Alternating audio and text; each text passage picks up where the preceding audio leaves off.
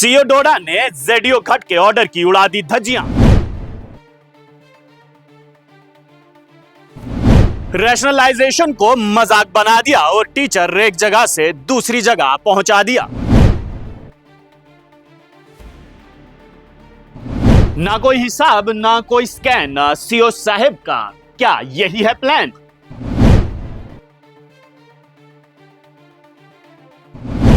CO साहब का गजब का रैशनलाइजेशन, जहां बच्चे हैं वहां टीचर नहीं, जहां टीचर हैं वहां बच्चे नहीं।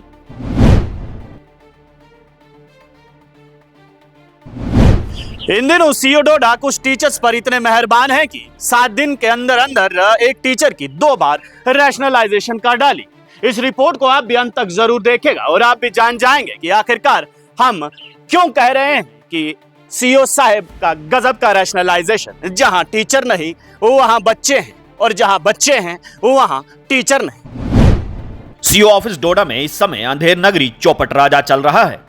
सीओ डोडा किस प्रकार से रैशनलाइजेशन के नाम पर कुछ टीचर्स को फेवर कर रहे हैं, आज हम आपको बताते हैं।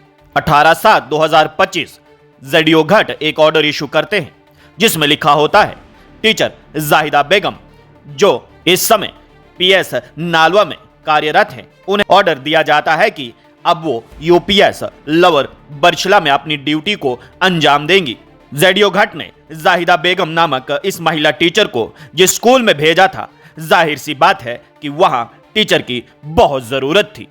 लेकिन हैरानगी की बात यहां पर यह है कि जेडीओ साहब का ये ऑर्डर सीओ साहब को नागवारा गुजरा और उन्होंने जेडीओ घट के इस ऑर्डर की धज्जियां उड़ा दी। 25/7/2025 ये वो दिन था जब सीओ डोडा ने एक ऑर्डर जारी किया जिसमें लिखा होता है कि जाहिदा बेगम टीचर जो इस समय यूपीएस लवर बरशिला में कार्यरत हैं, उन्हें रैशनलाइजेशन के माध्यम से लवर हाई स्कूल भबोर 2025-26 के एकेडमिक सेशन के लिए भेजा जाता है। अब सवाल यहां पर यह है कि सीओ साहब की क्या मजबूरी थी कि 7 दिन के अंदर ही इस महिला टीचर को 2 बार रैशनलाइजेशन के माध्यम से एक जगह से दूसरी जगह भेजना पड़ा। यह सब देखने के बाद एक बात साफ हो जाती है कि सीओ डोडा रैशनलाइजेशन के नाम पर फेवरेटिज्म का खेल खेल रहे हैं। मजेदार बात यहां पर यह है कि जिस महिला टीचर पर इतनी मेहरबानी सीओ साहब कर रहे हैं, उस महिला टीचर को जोन गोंदना से लाया गया है। तो सवाल यहां पर यह है कि क्या जोन घट में टीचर्स की इतनी कमी है कि जोन गोंदना से एक टीचर को लाया गया है? यह सब देखने के बाद एक बात समझ आती है, जेडीओ साहब कुछ भी कर लें, लेकिन सीओ साहब जब चाहें उसे बदल सकते हैं। अगर इस महिला टीचर को लवर हाई स्कूल बभोर ही भेजना था तो उसे यूपीएस लवर बरशला क्यों भेजा गया? एक जानकारी के मुताबिक लवर हाई स्कूल बभोर में इस समय 70 से 75 बच्चे हैं जिनके लिए 10 टीचर तैनात किए गए थे। लेकिन सूत्रों की माने तो सीओ डोडा ने इसी स्कूल में 4 और टीचर्स भेज दिए हैं जिसमें से एक जाहिदा बेगम भी है।